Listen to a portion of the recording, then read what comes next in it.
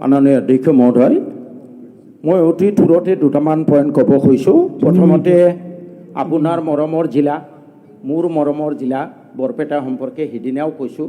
মাননীয় অধ্যক্ষ মহোদয়, ব্ৰিটিছৰ সময়ত অসমত মাত্ৰ 3খন টাউন আছিলে, 3খন নগৰ সমিতি আছিলে, এখন গুৱাহাটী, এখন শিলচৰ, এখন বৰপেটা। আমি সেই বৰপেটাৰ বাসিন্দা। আজি অসমত বহু টাউন হ'ল, নগৰ হোৱাৰ কাৰণে ধাবিত হৈছে। কিন্তু অধ্যক্ষ মহোদয়, আপোনাৰো নিশ্চয় লাগে, মই বেলেগ ঠাইৰ পৰা বৰপেটা টাউনত নমাৰ লগে লগে অন্তৰটো অলপ বিষায়। আপুনি অধ্যক্ষ মহোদয় এই চকীখনত আছে, মোৰ আন্তৰিক অনুৰোধ থাকিব যে বৰপেটাখন আপোনাৰ দিনত আপুনি অধ্যক্ষ হৈ থাকোঁতে অলপ জাকত জিলিকা হওক। তাৰ কাৰণে বৰপেটা নগৰীক ৰেলেৰে সংযোগ কৰা অতি জৰুৰী।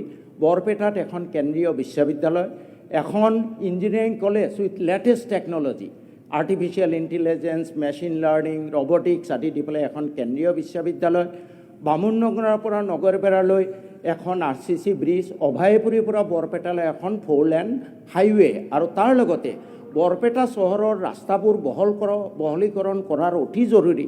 যদি বহলীকৰণ অসুবিধা অন্ততঃ 2খনমান ফ্লাইঅভাৰ বনাব লাগে অধ্যক্ষ মহোদয়। দ্বিতীয়তে অধ্যক্ষ মহোদয়, আমাৰ বৰপেটাৰ ডিচিৰ উপাখ্যান আৰম্ভ কৰিব খুজিছোঁ। আমাৰ বিধায়ক পুঁজিৰ ফাণ্ড যোৱা বছৰৰ গাইডলাইন মতে আমি ৰিকমেণ্ড কৰা 30 দিনৰ ভিতৰত স্কিম চেংচন দিব লাগে, নাইবা যদি স্কিমটো ইনএলিজিবল হয় ডিচিয়ে আমাক জনাব লাগে যে আপুনি এটা অল্টাৰনেটিভ স্কিম দিয়ক। মাননীয় অধ্যক্ষ মহোদয়, অতি দুখেৰে জনাব খুজিছোঁ, মোৰ আজিলৈ 1 কোটি টকাৰ 1 পইচা ৰিলিজ হোৱা নাই। আৰু তাত এনেকুৱা গুৰুত্বপূৰ্ণ স্কিম দিয়া হৈছে, আপোনাৰ আগমন্দিয়া হেল্থ ছাব চেণ্টাৰ ল' লাইং হোৱাৰ কাৰণে টেণ্ডাৰ কেঞ্চেল হৈ গ'ল। মই তাত 3 লাখ টকা দিছোঁ, 1 পইচা ৰিলিজ কৰা নাই। আপোনাৰ পশ্চিম বাগমাৰা হেল্থ ছাব চেণ্টাৰ ল' লাইং হোৱাৰ কাৰণে ঠিকাদাৰে চাৰেণ্ডাৰ কৰিলে, মই 2 লাখ টকা দিছোঁ, আজিলৈ 1 পইচা ৰিলিজ কৰা নাই। মৰিগাঁও হেল্থ ছাব চেণ্টাৰ ল' লাইং হোৱাৰ কাৰণে, অধ্যক্ষ মহোদয় প্লিজ 2 মিনিট দিয়ক, মই অল ইণ্ডিয়া পাৰ্টি এটাৰ অধ্যক্ষ মহোদয় loan member, please. Morigaon health sub centre ল' লাইং হোৱাৰ কাৰণে 10 লাখ টকা দিছোঁ, আজিলৈ 1 পইচা ৰিলিজ হোৱা নাই। মাননীয় অধ্যক্ষ মহোদয়, KGBB টাইপ 4 3 কোটি টকা চেংচন হৈছে, আজি 10 বছৰ হৈ গ'ল, তাত টেণ্ডাৰো হৈ গ'ল, আজিলৈ কাম আৰম্ভ হোৱা নাই, কাৰণ ল' লাইং। বাৰে বাৰে MD SSA লিখিছে ডিচিক যে তুমি আৰ্থ ফিলিং কৰি দিয়া, তেওঁ কৰা নাই। মই 10 লাখ টকা দিছোঁ, আজিলৈ 1 পইচা ৰিলিজ কৰা নাই।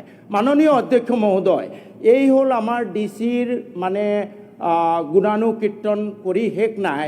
মই শুনামতে আমাৰ বৰপেটা জিলাৰ বৰপেটাৰ সদস্য মহোদয়ে শুনা বুলি শুনিছোঁ, তেখেতক বোলে 5% কমিশ্যন লাগে। কমিশ্যন নহ'লে কোনো স্কিম ৰিলিজ নকৰে। মাননীয় অধ্যক্ষ মহোদয়, আপুনি জানে বেকী নদীৰ যিটো বালি খনন, আজি ব্ৰহ্মপুত্ৰৰ যিটো বালি খনন, গৰাখহনীয়া, মাননীয় জলসম্পদ মন্ত্ৰী আছে, ভয়ংকৰ পৰিস্থিতি। আমি বাৰে বাৰে ডিচিক কোৱাৰ পিছতো যে বালি খনন বন্ধ কৰক, বালি খনন বন্ধ কৰক। আমাৰ জলসম্পদে কোটি কোটি টকা দিছে, কোটি কোটি টকা দিছে, কিন্তু বালি খনন চলি আছে। শুনামতে ডিচিয়ে ডাঙৰ এটা কমিশ্যন পায়, সেই বালি খনন বন্ধ কৰা নাই।